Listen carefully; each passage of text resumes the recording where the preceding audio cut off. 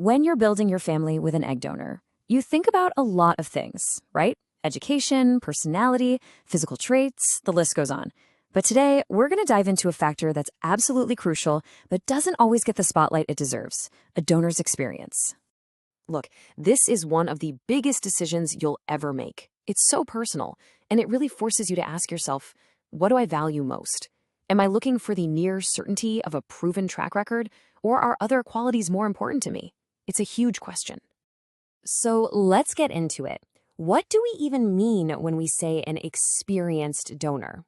It's not just some vague label somebody slaps on a profile. It has a very specific, very data-driven meaning in the fertility world. At its most basic, an experienced donor is someone who's been through the whole shebang before. She has a real-world track record. She's completed the entire really complex process, from all the screenings and hormone shots to the retrieval itself, at least once. And that track record, it comes with a ton of incredibly useful information. We're talking documented data on exactly how her body responds to the medications. We have the outcomes from her past cycles, and often that includes the PGT-A results. That's the genetic testing that checks if embryos are chromosomally normal. And having that data is it's a game changer. It can mean a higher chance of success and a lower risk of miscarriage. So, how does all that past history actually help you? Well, the number one advantage, the big one, is that it massively reduces uncertainty. And in this process, that is worth its weight in gold. Think about it. With a first-time donor, your doctor is making a very educated guess about how she'll respond to the hormones. But with an experienced donor, your medical team has a blueprint. They can literally look back and see how many eggs she produced, which medication protocols worked best, and they can build a data-driven plan right from the start. Now, here's a point that is so important. A clinic can estimate egg quantity pretty well with tests, but egg quality? That's the great unknown with a first-timer. You honestly don't know what you have until after the retrieval and after you try to create embryos. But with an experienced donor who has a track record of making high-quality, genetically normal embryos, well, you have powerful insight. It's not a guarantee, nothing is, but it is the closest thing to proven potential you are going to get. And beyond all the medical data, there's this huge emotional benefit. An experienced donor knows the drill. She gets it. The injections, the appointments, the physical toll, that familiarity just makes everything smoother. There's often better communication and way less stress for everyone involved. Okay, so the advantages are pretty clear, right?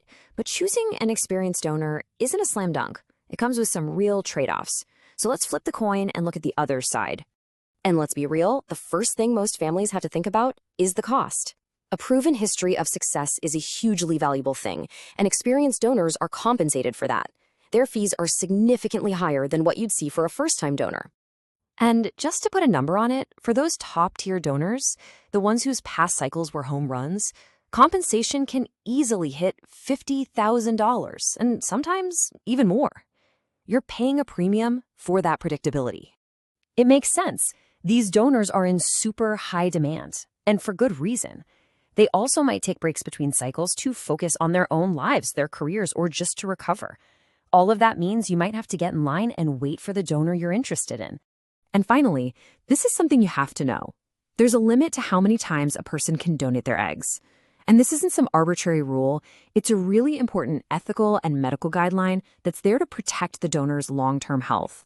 The American Society for Reproductive Medicine, you'll hear them called ASRM, recommends a lifetime limit of 6 donation cycles per donor. So if the donor has already done 3 or 4 cycles, well, she only has a couple left, which makes her availability even more precious. So when you lay it all out, you really see the core trade-off. With an experienced donor, you are paying more, and you might have to wait longer, but in return, you're getting a much higher degree of predictability and emotional certainty. So, where does that leave you? Well, there's no single right answer here. The best choice is the one that really fits with what you and your family value most on this incredibly personal journey.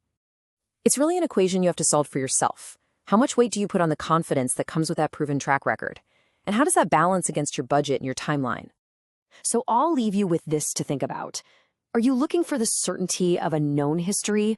Or are you drawn to the opportunity of a first-time donor who just might be that perfect fit? It's your path to walk, and figuring out what matters most, that's always the first step.